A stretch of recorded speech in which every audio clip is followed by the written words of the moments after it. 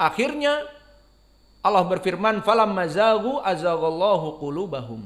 Di saat dia berpaling dari menuntut ilmu, di saat dia berpaling dari jalan yang hak, azaghallahu qulubahum, Allah jadikan sesat dan di hatinya menjadi mengikuti kesesatan. Akhirnya dia tidak mau duduk dengan Al-Hasan Al-Basri. Dan dia dari murid yang paling berilmu di zamannya. Sehingga di sini membuat fitnah yang besar. Karena apa? Karena dia mempunyai ilmu. Kalau dia hanya sekedar penjual, kalau dia hanya sekedar tukang, gampanglah sibuk dengan kerjaannya. Namun di sini dia mempunyai ilmu. Akhirnya dia berlepas diri dari Al-Hasan Al-Basri, kemudian dia pun mempunyai pengikut dan dia membuka pelajaran juga tandingan Hasan Al-Basri. Maka ini kelompok Mu'tazilah, makna Mu'tazil yang i'tizal. Makna i'tizal adalah menyendiri dari Hasan Al-Basri. Maka pemikirannya sesat. Dan namanya Wasil ibnu Atha. Maka misalnya meriwayatkan hadis dari Wasil ibnu Atha, dari tabi'i Sa'id ibn Musayyib misalnya, karena dia tidak mau meriwayatkan dari Hasan Al-Basri lagi, dari Abi Hurairah. Nah, kata Muhammad ibn Sirin, sebutkan sanadnya. Jika sanadnya dari kelompok ahlul bid'ah, jangan diambil hadisnya. Maka di sini Wasil ibnu Atha dari kelompok ahlul bid'ah, tidak diambil hadisnya. Ini contoh. Dan begitupun para tabi'i pada zaman itu banyak yang sudah masuk kepada kesesatan seperti Harits Al-A'war yang meriwayatkan dari Ali. Maka Harits Al-A'war dia berpemikiran Syiah dan gulu kepada Ali dan banyak meriwayatkan hadis-hadis keutamaan Ali dari para sahabat yang lainnya dalam keadaan dia itu Syiah dan gulu kepada Ali. Maka jika diriwayatkan dari mana sanadnya? Haddatsanal Harits anil A'war. Harits Al-A'war an Ali. Sudah ditinggalkan. Karena dia apa? Dia muhaddits yang mubtadi'. Seperti itu contohnya. Dan juga contoh yang lain di zaman itu, misalnya Ma'bad Al-Juhani. Maka jika di sanadnya disebutkan orang dari Basrah, dari Kufah, yang jelas dari Irak, dari Kufah, dia meriwayatkan misalnya dari Ma'bad Al-Juhani, dari fulan, dari sahabat, maka tidak diterima hadisnya. Karena Ma'bad Al-Juhani Qadari, seorang Qadariyah. Dan begitu pun contoh yang lain, Imran ibni Hatton, yang mana dia Khawarij, menikah dengan perempuan, dan perempuannya ini anak dari pamannya yang cantik. Akhirnya dia tergila-gila, yang tadinya dia ahli sunnah malah ikut istrinya. Istrinya orang Khawarijiyah. Akhirnya dia terkatrol, yang dari sunnah menjadi pengikut Khawarij. Maka Imran ibnu Hatton meriwayatkan dari Aisyah. Di Sahih Al-Bukhari ada hadisnya 2. Maka di sini yang menjadi poin, jika meriwayatkan misalnya dari siapa? Sanadnya dari Imran ibnu Hatton an Aisyah anin Nabi, jangan diterima dulu. Kenapa? Karena Imran mubtadi. Maka Imran semakin parah keadaannya, dia akhirnya menjadi gembong Khawarij asli. Di saat setelah meninggalnya Ali ibnu Abi Thalib ditusuk oleh Abdurrahman ibnu Muljim, maka dia malah membuat syair. Ya darbatan min taqiyin ma arada biha illa liyablugha min dil arsy ridwana. Maka ahlu sunnah yang bersedih dengan meninggalnya Ali radhiyallahu anhu, khalifah yang keempat, dibunuh oleh Khawarij, Abdurrahman ibnu Muljim yang mengkafirkan Ali. Maka di saat kaum muslimin ahli sunnah bersedih hati, orang-orang Khawarij malah senang. Kenapa? Karena orang-orang Khawarij mengkafirkan Ali seperti dulu mengkafirkan Utsman. Dan mereka ingin keluar dari pemerintahan Ali, ingin kudeta, dan bahkan kalau bisa membunuh Ali seperti membunuh Utsman. Lihat fitnah yang Allah jadikan di zaman itu, kelompok Khawarij. Khawarij zaman dulu seperti Abdullah ibnu Hatton hafal Al-Quran, hafal hadis banyak, meriwayatkan dari Aisyah. Kelompok Khawarij di zaman now, ISIS dan sebagainya, nggak ada ilmu wala syai, yang penting kafir, kafir, togut, togut. Ucapannya seperti itu. Seperti kakak saya waktu masih di Polda Bandung, bagian Densus 88, anak pusing sama mereka. Mau diintrogasi, dicatat namanya dan sebagainya. Di ABIP apa? AKB namanya, BP. Di apa namanya? Di BAP. Setiap ditanya kafir, namanya togut. Yang keluar kafir, togut. Kafir, togut. Mulai dari keluar dari selnya didudukkan untuk di BAP, kafir, togut, kafir, togut. Seperti itu ibadah, dikirnya bukannya subhanallah, alhamdulillah, kafir, togut, dan seterusnya. Maka inilah kelompok dari Al-Khawarij.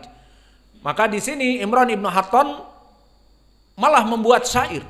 Ya darbatan min taqiyin ma arada biha, wahai tikaman dari Abdurrahman ibnu Muljim, ma arada biha, tidaklah dia menikam Ali illa liyablugha min dil arsi ridwana, kecuali tusukan kepada Ali itu untuk mencapai ridho Allah yang mempunyai ars yang agung. Membunuh Ali adalah ridho Allah. Lihat bagaimana pemikiran orang Khawarij. Maka kenapa orang Khawarij di zaman Nabi itu atau di zaman para sahabat itu disebutkan di hadis-hadis mereka anjing-anjing api neraka, dan mereka seburuk-buruknya bangkai yang dibunuh, dan orang yang terbunuh oleh Khawarij sebaik-baiknya bangkai yang terbunuh, karena mereka seperti itu. Dan dijarah di dalam hadis, yaqra'unal Qur'an walam yasil hanajirahum. Mereka membaca Al-Quran, kening-kening mereka hitam, mereka di siang hari berpuasa, di malam hari sholat malam. Ahlul ibadah. Namun pemahaman kepada agama salah. Sehingga mereka mengkafirkan Ali.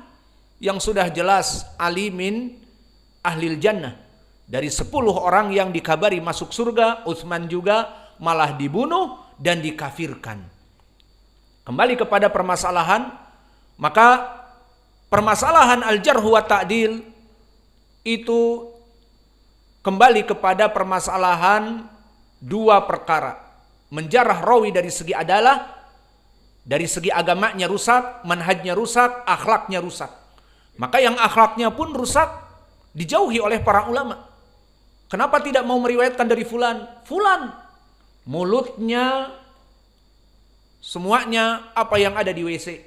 Fulan mulutnya semua yang ada di kebun binatang.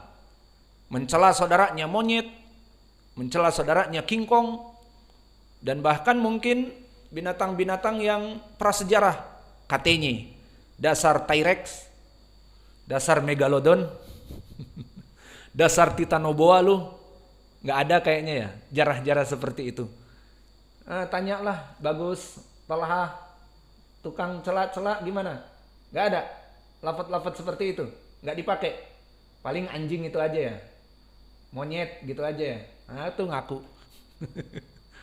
Al-muhim, janganlah kalian keluar ucapan-ucapan yang buruk dari lisan kalian, apalagi dilemparkan kepada saudaranya yang sama-sama mengaji. Di antara kita jangan saling membuli, di antara kita jangan saling mengejek, di antara kita jangan saling mencemooh. Alhasil itu semua kembali kepada adalah. Kedua, kembali kepada dhabt. Jarah yang kembali kepada dhabt, hafalan. Fulan hafalannya rusak, fulan tidak mengetahui keadaan rawi. Kalau membaca hadis selalu terbalik, kalau membaca rawi selalu terbalik, atau nama-namanya lupa, maka di sini dijauhi dari segi hafalan. Maka jarah itu kembali menjadi dua, kembali kepada agamanya dia dan akhlak dia, dan kembali kepada hafalan. Maka faham sekarang makna jarah. Sekarang tinggal masalah seseorang menjarah, apakah ada landasannya? Perlu diperhatikan di sini permasalahan al-jarhu wa ta'dil. Seorang alim ulama menjarah, Dan ini dilakukan oleh Imam Syu'bah di zaman dulu di dalam permasalahan ilmu hadis. Dia disebutkan awal man fatashar rijal fi Iraq, bahwa Imam Syu'bah alim ulama ahli hadis yang pertama kali memeriksa rawi-rawi di Irak. Maksudnya bagaimana? Disebutkan di dalam tarikh yang sanadnya sahih, dia berkata kepada murid-muridnya, ta'alau nagtab sa'atan fillah. Ayo kemari kita bergibah untuk Allah. Loh, kok ada gibah untuk Allah? Ada gibah yang tujuannya nasihat. Maka contohnya di sini ada seorang pendusta yang meriwayatkan hadis palsu. Imam Syu'bah, imam muhadis, tahu si fulan ini pendusta. Maka kemudian apakah dia diam? Tidak. Dia beritahukan kepada orang-orang yang menuntut ilmu hadis dari pendusta ini. Jangan datang ke orang ini. Kenapa? Pendusta dia. Dia menulis hadis palsu. Dia meriwayatkan hadis palsu. Maka selamatlah hadis-hadis Nabi dan orang-orang yang mengambil darinya. Ini namanya gibah untuk Allah, maknanya nasihat. Maka dulu Syu'bah ibnul Hajjaj mengatakan si fulan dhaif, jangan mengambil ilmu darinya. Si fulan lemah hafalannya, jangan mengambil hadis darinya. Dia orang pertama yang membicarakan jarah wa ta'dil. Maka pertanyaannya di sini, apakah perbuatan ini ada dalilnya? Maka kita katakan permasalahan jarah, seseorang menjatuhkan nama baik seseorang, maka dia itu ada dalilnya di Al-Quran bahkan sunnah. Namun dengan tujuan apa? Tujuannya untuk agama. Tujuannya untuk nasihat. Mana-mana pendalilan dari masalah jarah, maka banyak di Al-Quran Allah subhanahu wa ta'ala sendiri mengajarkan jarah. Seperti Allah menjarah dari orang-orang Nasara misalnya dan Yahud. Ya ayyuhalladzina amanu inna katsiran minal akhbari wa ruhban la ya'kuluna amwalan nas bil batil wa yasudduna an sabilillah. Maka wahai orang-orang yang beriman, awas kepada orang-orang Yahudi dan Nasrani yang mana kebanyakan dari mereka para ruhban yang dianggap oleh mereka berilmu, pendeta-pendeta mereka memakan harta manusia dengan batil dan menyebabkan manusia lari dari Islam. Maka ini jarah dari Allah. Dan juga kepada orang alim Yahud yang mana mereka mempunyai ilmu tapi menyembunyikan ilmunya dan tidak mengamalkannya, disebutkan dengan himar. Seperti di surat Jum'ah, Mathalul ladina humilu taurata summa lam yahmiluha kama salil himar yahmilu asfara. Bahwa mereka pendeta Yahudi yang berilmu menghafal dari Taurat, maka mereka tidak mengamalkan ilmunya dan menyembunyikan apa yang ada padanya. Mereka dicerca oleh Allah bagaikan keledai. Keledai yang membawa kitab-kitab di punggungnya, bawa berat tapi tidak faham ini kitab fikih, ini kitab akidah, ini kitab apa saja dia tidak faham. Maka ini hanya contoh dari Al-Quran. Dan contoh yang telah kita lewati di ilmil qiraah apa? Surat apa? Yang semuanya jarah. Al-Masad. Yang mana kisah dari asbabun nuzul surat Al-Masad disebutkan di Sahihain dari Ibni Abbas dan Abi Hurairah di saat Nabi mengumpulkan kelompok Quraisy, dan ini perintah Allah, diturunkan ayat wa angdir ashiratakal aqrabin. Wahai Muhammad, serulah dari kerabat-kerabat kamu. Untuk apa diseru? Untuk masuk Islam. Maka Nabi naik ke Sofa, dan Sofa pada saat itu masih bukit yang lumayan tinggi. Maka Nabi menyeru kepada seluruh Bani Quraisy, ya Bani Abdi Manaf, angkidu anfusakum minan nar. Wa ya Bani Abdil Muttalib, angkidu anfusakum minan nar. Wa ya bani Abdi Syams angkidu anfusakum minan nar. Wa ya bani Ka'ab ibnu Murrah angkidu anfusakum minan nar. Terus. Dan disebutkan di akhirnya wa ya Fatimah binti angkidi nafsaki minan nar. Fa inilah amliku lakum minallahi syai'a. Maka wahai kelompok Quraisy semuanya, disebutkan kabilah-kabilahnya. Dan kepada Fatimah putriku, masuklah kalian semuanya kepada Islam, selamatkanlah diri-diri kalian dengan menyembah Allah. Maka kelompok kufar Quraisy dari gembong Quraisy yang merupakan paman-paman Nabi, orang-orang besar Quraisy, ini Muhammad pada usia 40 tahun. Masih ada Abu Lahab, Abu Jahal yang lebih tua darinya, Abu Sufyan dan yang lainnya.